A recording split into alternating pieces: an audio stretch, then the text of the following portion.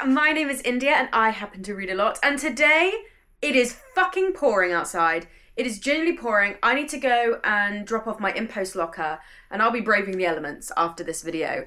Today we're going to be talking about books that I recommend during the winter time, and I don't think this weather could be more perfect for the winter time. Today I'm going to give you 3 books instead of my normal 5. 3 books that I've read that I would highly recommend to read during winter, and 3 books that I think kind of perfectly encapsulate what I would like to read in winter, December, January, February. Please do check out my season recommendations. I'm a big fan of those videos. I couldn't really find too much on my shelves that for me screamed winter, hence why I've reduced it down to 3. But let's get into it.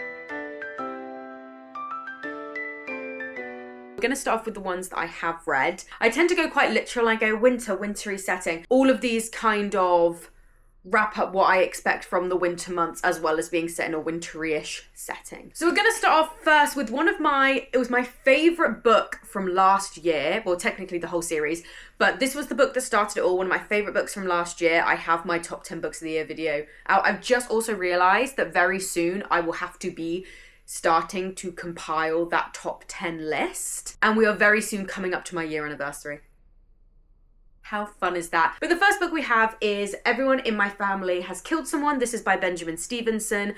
I read this last year in like May, I think. And this is set in August. And a lot of you will be like, oh, baby, this is a Wintry Rex video. But it's set in August in Australia. So it's very different to the Augusts in England. And it's set at a very wintry ski resort. And it's one of those amazing meta, if you're a fan of like Knives Out, meta murder mysteries where you've got a big snowstorm, nobody can leave the ski resort. It's really good. It follows our main character Ernest, who has been invited to a family reunion at the ski resort somewhere in Australia, I can't remember where, and he's being reunited with his brother, who he basically sent to jail, and he is stressed. It's a very complicated family messy dynamic. But Ernest is an author and he sells how-to guides on how to write crime books, how to write amazing murder mysteries, and then he ends up in one himself. And the thing that stood out to me about this is the fact that it's written after the events of the book. So Ernest is writing it like he's regaling a tale to you, and he keeps kind of having these like fourth wall break moments. He's discussing how many times the name of the murderer will be mentioned before it's revealed. He's like, you need to watch out for chapter 20. If you love really good, witty, funny meta stories, you'll really like this. And I do think the setting makes it perfect for winter. He has also written 2 others, which I have here. Everyone is a Suspect, which is set across kind of the Australian outback on a train, and then Everyone This Christmas has a secret, but obviously it's set in Australia, so it's a very kind of summery Christmas.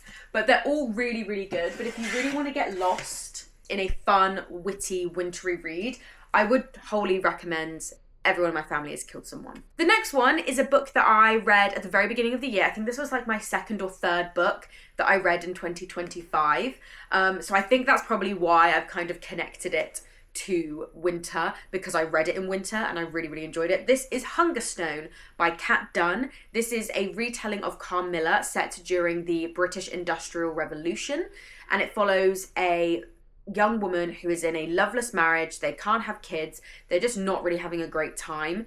And they are moving to, I can't remember where, to the Peak District due to her husband's job. And it's there that they bring in a woman called Carmilla, who they find on the road that her carriage has been overturned. And there is something more about Camilla that our main character doesn't really understand. And she is drawn to her in ways that she doesn't also really understand. I ended up reading Carmilla afterwards. Not a massive fan of the original Carmilla, I'll be honest. This I preferred a lot more, but this is really good. It's got kind of the dark coldness of winter. It's also kind of feels like new beginnings in a way, and I think that's probably just because I read it very early on in January of this year. But I truly feel that this weather that I'm experiencing right now, grey clouds, a lot of rain, really encapsulates the gothic vibe of this book. Because I think when people think of winter, they think of kind of Christmas time and snow, but the thing about winter is you've got 2 months after that. That's all fun and games, but you've got January and February that sometimes feel very depressing. And I feel like this book, in the most beautifully atmospheric way, encompasses that kind of despair you have for the winter months. But it's really, really good. And the sapphic elements in this are done really, really well. I really like the ending. And yeah, I probably should have read Carmilla first before reading this because Carmilla was not that great. I think this is probably on everybody's winter recommendations list. This is more for that fun, exciting Christmas, December time. This is The Bear and the Nightingale by Catherine Arden. This is a historical fantasy. So this book follows Vasya. Vasya has the ability to see the kind of folklore spirits that inhabit her home in northern Russia, where it is constantly snowing most months out of the year.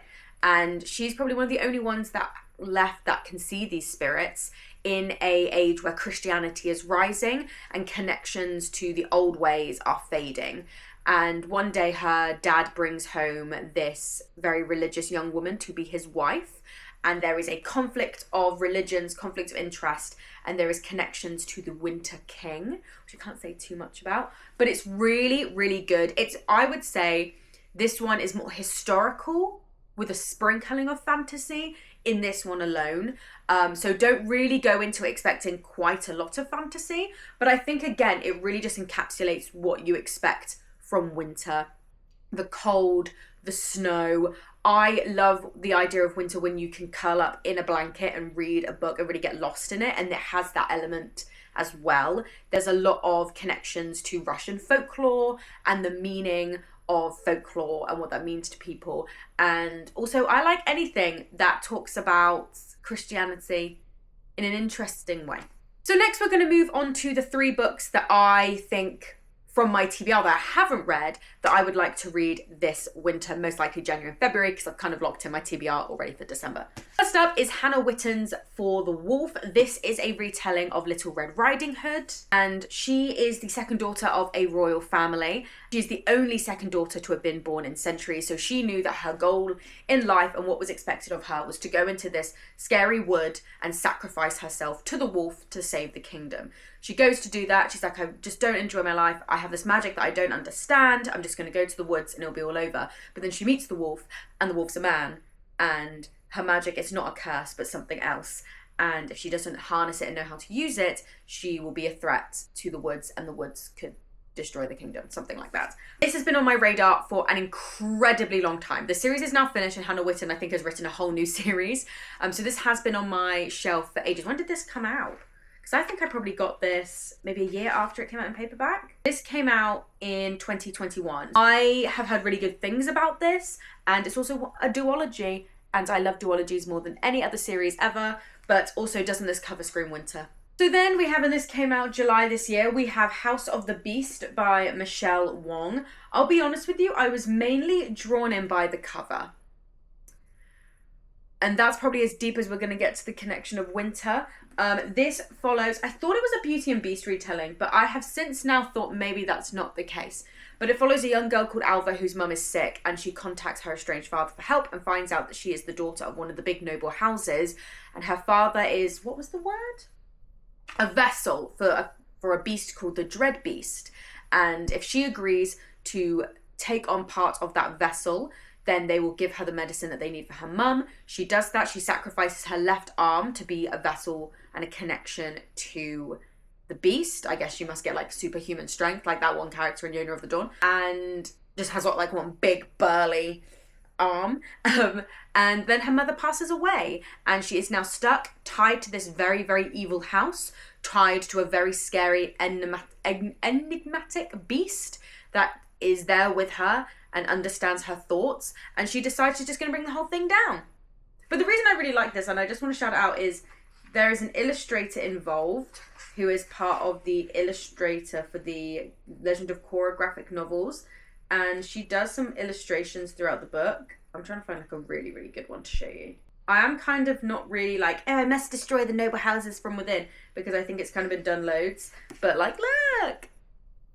But I'm excited. I think this one's good. I like the idea of being connected to a monster, like through a body part. I think that's quite interesting. I think that's what intrigued me the most.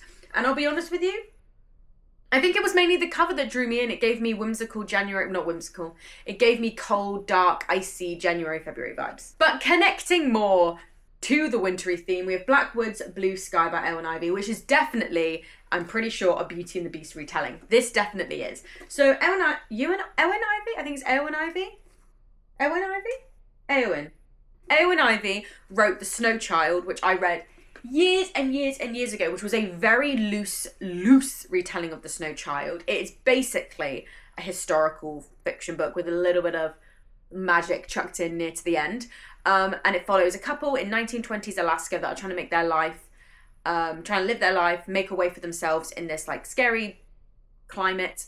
And they have been wanting children for ages and they can't have children and they're struggling in their relationship because of that. And then they end up making a wish and they have a snow child, and the rest of the story is Snow Child. This is the second book of hers that I own. Blackwood's Blue Sky follows a young mother who's struggling to make ends meet. And then one day she meets a gentleman called Arthur who's very kind and considerate, and they start a relationship. And then Arthur offers to move them into his lodge further into the Alaskan wilderness because she loves setting everything in Alaska. And her and her daughter go, and then once they arrive in this lodge, they actually learn the truth about him. But the reason I think this perfectly encapsulates the winter is because I've read The Snow Child, set in very snowy Alaska, and that is the best book to read in winter. I should have included it in this, and really, to be honest. Already from the cover, I mean, I feel like they kind of spoiled it in the cover. There's like a bear silhouetted and then a man, so I guess he just can turn into a bear and that's it. But the thing that Eowyn Ivy's really good at is she's very good at quietness and solitude, and I think the winter months bring a lot of introspective thoughts to us, and I think once you get past December at least, it feels very solitary as a month, and it feels very quiet and it feels very dark, and I think she's really good at getting that across in a book. So again, this feels very January. So yes, that is, let me actually get them all up to show you. These are all the books that I recommend this winter for you to read. If I had to choose the one I would recommend the most, I think The Bear and the Nightingale is probably the most wintry you're gonna get. But yes, thank you so much for watching. Please like and subscribe and all of that fun stuff, and let me know what you plan on reading this winter.